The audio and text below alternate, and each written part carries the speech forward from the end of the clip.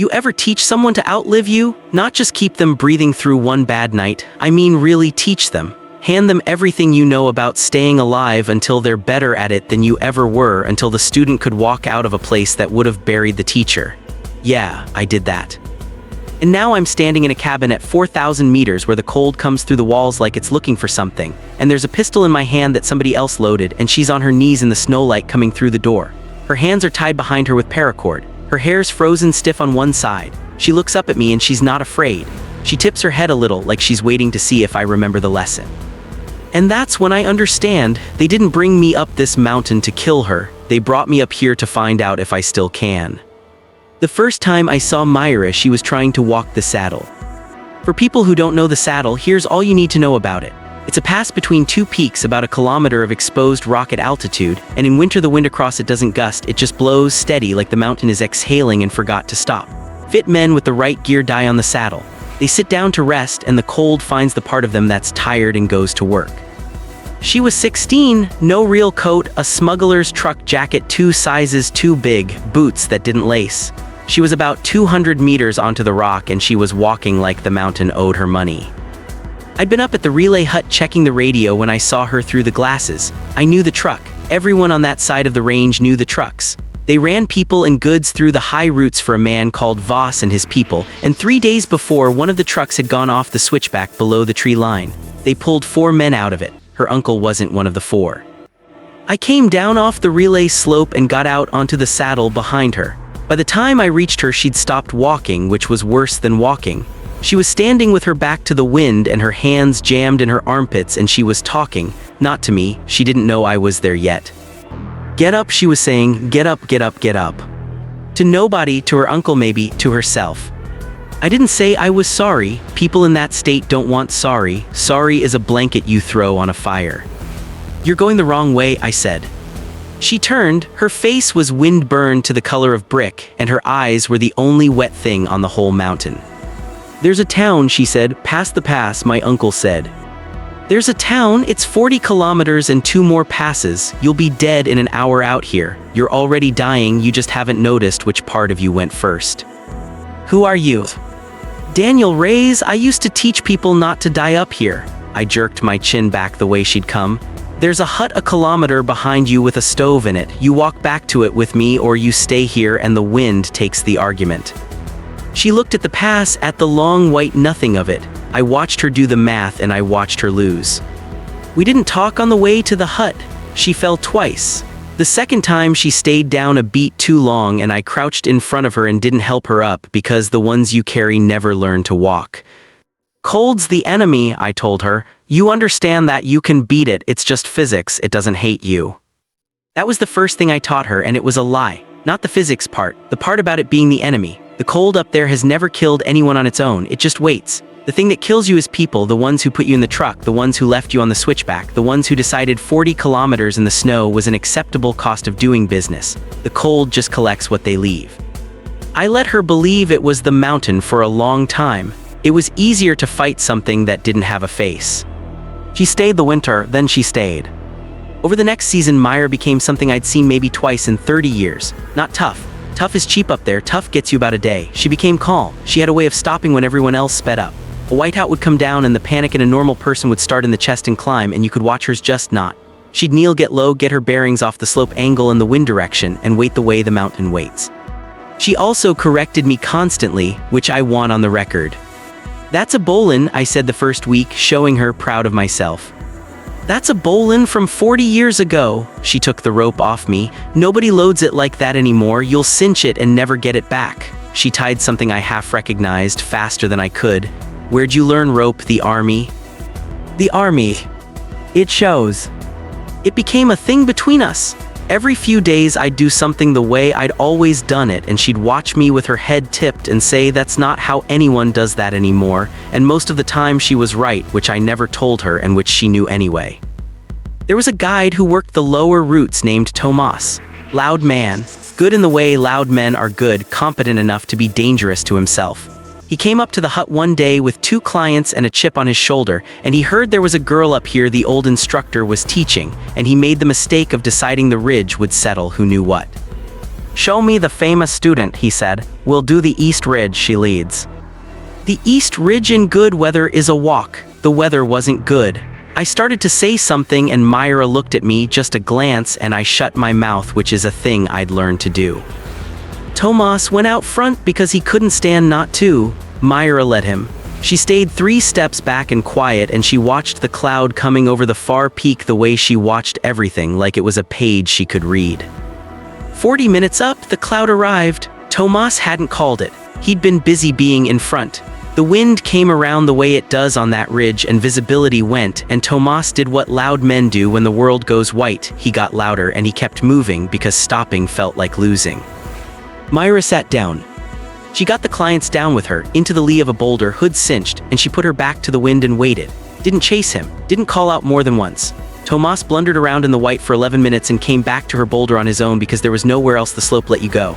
And he sat down next to her, not saying anything, breathing hard, and the mountain had said everything that needed saying. Walking down, I kept my voice low. You could have called him back sooner. She didn't look at me. He needed to learn that loud isn't the same as found. I almost smiled. I filed it away instead. She wasn't just surviving the mountain anymore, she was using it. And calm that knows it's calm is a more dangerous thing than courage, because courage burns and calm just sits there getting colder and more correct. A year on, the storm came that mattered. It came in off the north wall faster than the forecast said, the kind of system that turns the whole range into one closed door. I was at the hut. The radio crackled and it was a man at the lower station, voice tight, saying a truck had dropped 2 people on the high route and kept going. A woman and a kid. Boss's people again, they did that sometimes when a load got heavy or a passenger couldn't pay the rest. They'd lighten the truck and let the mountain do the accounting. How high? I said into the radio. Above the saddle. They were walking toward the relay when the driver radioed it in to cover himself. Above the saddle, in that, on foot, a child. I did the survival math out of habit and the math said no. Myra was already pulling gear off the wall. The window's bad, I said. We go up, the storm closes behind us, we might not get a window back down with 2 extra and one of them small. Then we'd better not be slow. She was lacing, she could lace boots now, she could do everything now, and she didn't stop to argue, which is how I knew she'd already decided and was being polite about letting me catch up. We went up into it. I won't pretend the climb was anything but ugly. The wind was the kind that takes the words out of your mouth before their sounds.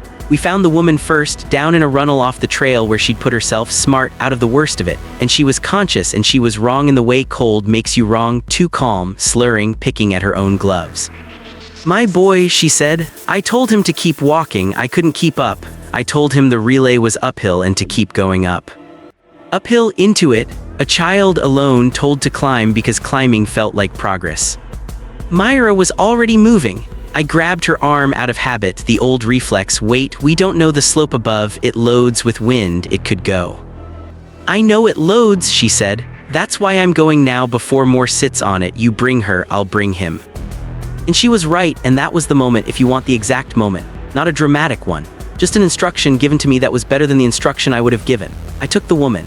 She went up into the white after a kid she couldn't see, and she found him 40 meters higher, wedged under a rock lip where he'd stopped because his legs stopped, and she got down next to him the way she got down next to everyone, slow, no grabbing. Hey, I heard her say when I got close enough to hear anything.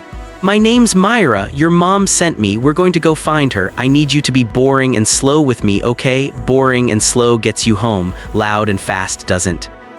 The kid went with her, people always went with her. I carried his mother down through the worst of it, and Myra carried him, and somewhere on the descent I understood with no drama at all that she was better than me. Not at the ropes, at the thing under the ropes. At the part where you make a frightened person believe they can do the next 10 meters. I taught her the mountain. She'd learned the people. That was always the part I'd lied about, and she'd found the truth on her own.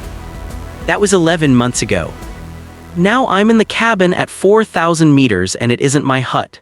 It's a syndicate place, a relay they use on the high route, and I've been up here 3 days, and Voss is standing next to me with the kind of stillness that expensive men practice. He's not a big man, that's the first thing wrong about him. You expect the man who runs the passes to be a wall, and he's narrow and tidy and his coat fits, which up here is almost obscene. He had his people bring Myra in 20 minutes ago. Bruise on her cheek the size of a thumb press. Paracord on her wrists tied, I notice, because I taught her to notice things like this, tied by someone in a hurry, not someone good. You'll understand the position you're in, Voss says. His voice is reasonable. That's his whole instrument, the reasonable voice. Your student has been moving people off the routes. Refugees, mostly families, people who would otherwise pay us to be moved or pay us not to be reported. She has cost me a number I can actually calculate. I don't do this out of feeling. I want to be clear about that. I don't feel anything about her at all. He puts the pistol in my hand. It's a cheap thing, a worn-out service piece, the trigger gritty, the grip's cold enough to ache. You will do this, he says, because the alternative is that my men do it to both of you, and the difference between those two outcomes for you is whether you live. There are no bodies found up here, Mr. Reyes. The mountain is very good to me that way. I look at Myra. She's on her knees in the snowlight. And she does the small thing, the thing nobody in the room reads but me. She tips her head. Slow, then level, then slow again. It's not a code. We never had a code. It's just the angle she used to read the slope. I've already measured this. The math is fine. Follow angle, and she's pointing it at me. And here is the thing Voss got wrong. The thing his reasonable voice can't price. He thinks they caught me. They didn't. I let them. When I heard 4 days ago that the syndicate had taken her, I didn't come up this mountain to find her. I came up it to set it. I spent 3 days before they ever brought her here doing the only thing I have ever truly been good at. The thing I taught her, and she surpassed me at reading a slope. Watching where the wind put its weight. Knowing which face above this cabin had been loading, white and quiet and patient. For 3 days, the way the East Ridge loaded the day Tomas learned that Loud isn't found. I let 2 of Voss's men pick me up on the lower route because the lower route was where I needed them to think the danger was. I have been in this cabin 3 days being a prisoner and being, the whole time, the most attentive student the mountain has ever had. The pistol in my hand has 6 rounds. I count it out loud slow because Voss is a man who respects the appearance of process, and because counting buys me a look at the window, and the light at the window is wrong in the specific way I've been waiting 3 days for. Flat. Heavy. The air outside has the held breath stillness it gets right before a slope decides it's done holding. Stand her up, I say. Voss's head tilts a fraction. Why? Because I'm not shooting a woman on her knees in front of strangers. I did things the Army's way for 20 years. There's a way you do this. She stands. She faces it. It's nothing. It's a sentence. But men like Voss collect other people's rules the way other people collect stamps. He finds it interesting, this old man and his ritual, and interesting is a currency, and I am spending it. He flicks 2 fingers. The man nearest Myra hauls her up by the cord. He does it badly. She lets him. She rolls her shoulders like she's stiff. She isn't stiff. She's loosening the cord he tied in a hurry, the way I taught her, the way she'd correct me for tying.